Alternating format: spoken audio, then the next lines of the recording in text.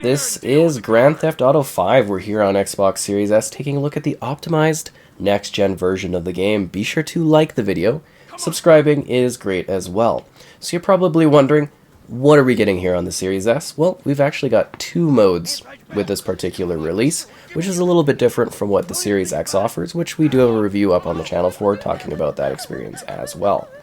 So, you're kind of wondering, well, what do we have? So you go to settings and you go to display, and you can change these at any point. There's HDR support as well.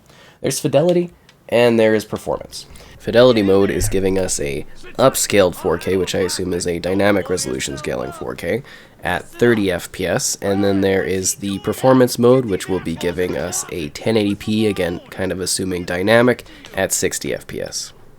We have, like, improved lighting, we have, you know, kind of sharper textures, improved textures, and improved performance, and also improved loading. It's pretty snappy, particularly on the Series S. It really is quite a visually snappy experience. So you might find that to be, appreciated. So this is something that I'll be showing off the single player here, and then switching over to the GTA Online, which is what the game is called. It's called Grand Theft Auto Online now, and then you kind of pick between a hub in the opening menu that you can switch between. So that is pretty cool, and kind of interesting, because it is fascinating that it launched initially focusing on story, and then over time the online became the true focus of what this is. So this is something I've been playing a fair bit of. It does seem like the quality of the experience does seem to fluidity wise keeps kind of consistent and smooth and well running. I do heavily suggest using the performance mode, because while it is a little bit dynamic in terms of the resolution quality, I do think it is by far the better way to go. We've been playing with 30 FPS for a while if you've been playing Grand Theft Auto, and the big kind of draw for me for a next-gen experience of GTA is the fact that we actually get a higher frame rate now. So 60 FPS is the way to go, and I mean, you can definitely tell that there is a drop when we go down to fidelity. Like, it really does kind of slow down a lot, and then it speeds up again when you go and you pop it onto the performance mode. It is a little disappointing that we also don't get the ray trace mode. So if you're on the Series X, there is actually ray traced shadows, which isn't the biggest deal in the world, but it still would have been nice. I do think the fidelity mode is actually pretty solid, though, for the Series S, and actually something that delivers decent picture quality. At the same time, this is a pretty good way to see what the game has to offer. I will be doing some more comparisons and other videos showcasing this on the channel, so you can check all those out if you need to get a deeper look at things. But I would say, this does look a lot more clear than it did on the last-gen consoles. It looks a lot better, runs a lot better than it did originally, say 360 or Xbox One era. So this is actually like a pretty good upgrade. If you have the Series S, like, this is a pretty sharp, pretty clean, texture improved offering that I think people that enjoy Grand Theft Auto will really appreciate. And that's like an even bigger change when you're jumping in and doing like the online content. I think for the story, the biggest thing is going to be, is this something you want to revisit? If not, you can buy the multiplayer or the story stuff separately. You don't have to jump into the single player like we're showing here. You can literally just do multiplayer. There's two different purchase options, and they are a cheaper price point at the current point in time compared to what they'll be later. If you are buying it, consider using the affiliate link in the description, which will take you to the Xbox Online store, or Microsoft.com, I guess you would say. And something I thought I would, just kind of mention there. But yeah, it's just like, it is better. It is improved, the texturing, everything like that. It does look better, and it's a little bit clearer, story-wise. But it really comes down to, is this something you want to revisit? Is it something you want to revisit down the road? Because this is going to be the definitive console version moving forward. Whether you're playing this on the Series S or also diving into it on, say, the Series X at some point down the road. So yeah, the story kind of follows these characters that you switch between with, like, basically instant switching now, which is kind of cool. But that's really all the big changes to the story stuff. And I think it's actually kind of a crazy, over-the-top series of missions and wild objectives. But But I think at that point, it's best for us to shift over and showcase the GTA Online experience so you get an idea of how that is running and performing. So this is the GTA Online experience. And again, if you are jumping into this portion of the video, we have two options. So we have a fidelity and we have a performance. Fidelity is a upscaled 4K, which again I assume is dynamic 4K. And then the performance is like a dynamic 1080p, I would assume. So obviously for fidelity, you're getting a capped off frame rate for whatever reason. If you want to go for that, I would heavily suggest going for the performance mode where you get that kind of smooth 60 FPS going. In my opinion, it is the way to go. There are improvements to the world, the texturing, the draw distance. There's more flora, shrubbery. It's just not nearly as sharp as you would get on, say, the Series X. But if you were playing the the last gen version of this game, the Xbox One version, this is actually going to be a pretty decent improvement in terms of clarity and performance and texturing and lighting. Big changes to the lighting, cars, and everything like that. Cars also look better. The models for cars are better. And yeah, so GTA Online is an experience where you play with others doing random things where it's a bunch of crazy people shooting each other and causing mayhem. You can also do missions, heists. There's content constantly being added to this experience. So there's a lot that you can do and a lot that you can enjoy within the GTA Online experience. And this will be your kind of way forward over the course of, well, this generation. So if you are going to be playing, kind of long term here, I definitely do suggest jumping in while it is a bit cheaper to grab it, because this will be the way forward for many years down the road. Now, keep in mind that this doesn't have crossplay at the current time, and it doesn't have cross-platform, but you can do Series X and Series S together for players, which is expected since it's the same family of consoles. And it is an experience that you can enjoy kind of on your lonesome, with other people, doing crazy things, having wild action as you explore this large city, and also outback type area. It's a big map, there's a lot for you to do, changing your character, interacting with others, causing explosions, causing mayhem, running away from the cops, flying about, doing different things, stealing stuff, and kind of enjoying the city at large. So you will notice as we go around that there is, kind of pop-in and stuff present, which is, kind of something I guess we somewhat expected. I was kind of hoping that would be cleared up a little bit more, but, that's just kind of how that goes, and we'll switch over to fidelity mode so you can see this kind of one in action. So it definitely is something that, kind of presents that old school version of Grand Theft Auto 5. I mean, it's the game we know.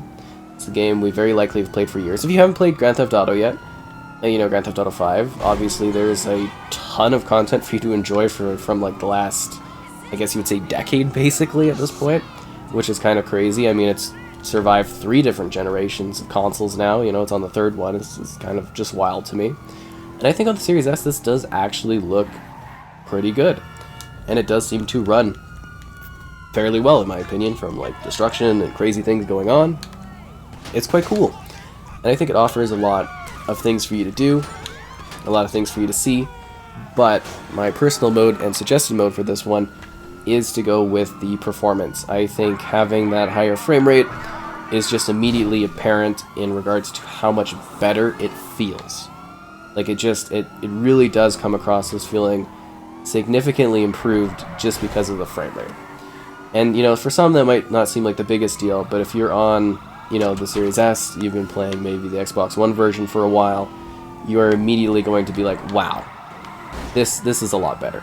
And you know what? Comparing this to the Series X version, this actually doesn't look that bad. It is actually kind of a visually impressive sort of game. I think it actually offers some pretty fine-tuned, controls and movement, and it feels pretty good. I'm quite happy with what this has to offer, I have to say, actually. Like, this is, a good upgrade, I would say. Is it, should have been a free update? You can kind of sit there and debate it. You can kind of be like, I don't know. But, for what this is an improvement. And I think this does handle well on the Series S. It does load really quite quickly, actually. I think even a fair bit quicker than the Series X, I've kind of noticed getting into this. I thought it was more of like the world sort of I don't know how you would describe it. I assumed it was kind of the world just loading slow, maybe do the network stuff, but it does seem Series X-wise, so the Series S is quite a bit a little faster.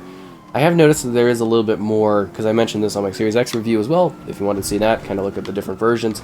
I have noticed that this does exhibit a bit more of murkier type buildings, like the visual fidelity of the buildings doesn't seem to be quite as high from a distance, and then as you get closer, you know, it does seem to sharpen out a fair bit, but it's still, obviously, because the resolution difference between 4K and 1080 is, you know, substantial, but there is a nice kind of polished, you know, sort of sharpness to this one. I guess maybe aliasing techniques, which actually does make it look pretty good.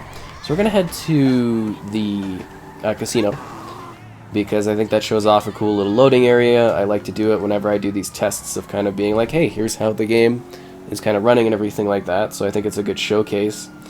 And it'll also give us an idea, well, of A, loading, and B, kind of how the NPCs and everything are looking kind of close up, because they are in a tight spot.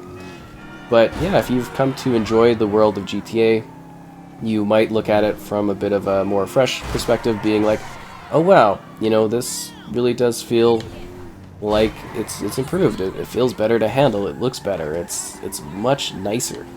Like that's the biggest thing. And you can be like, you know, it's so minimal and blah blah blah. And it's, yeah, you know, there's not like a huge list of massive changes to this game. But the changes that I was kind of hoping for, I think they hit the mark on. That's having, you know, a smooth frame rate across different versions, having a quality upgrade, improving texturing, improving, you know, how the game looks and feels. I think those were the kind of the important parts for me for this particular experience that I think they kind of hit the mark on. So for that, I'm kind of like, okay, I like what this is. And as I was saying, there's so many different things you can do in this. Like, the online really has just such an impressive list of things. And it won't be for everyone, you know? But that's why they also have tons of different things, like stunt driving, racing. They've got, you know, casino games. They've got exploration. They've got battling and bothering others for hours. You know, that's always fun. There's a lot of things to do. Yeah, definitely, comparing to Series X, which I was just playing to kind of do stuff on there, it definitely doesn't look quite as sharp for sure, but still pretty good looking offering, I have to say. It's not too bad. Let's switch over to the fidelity mode.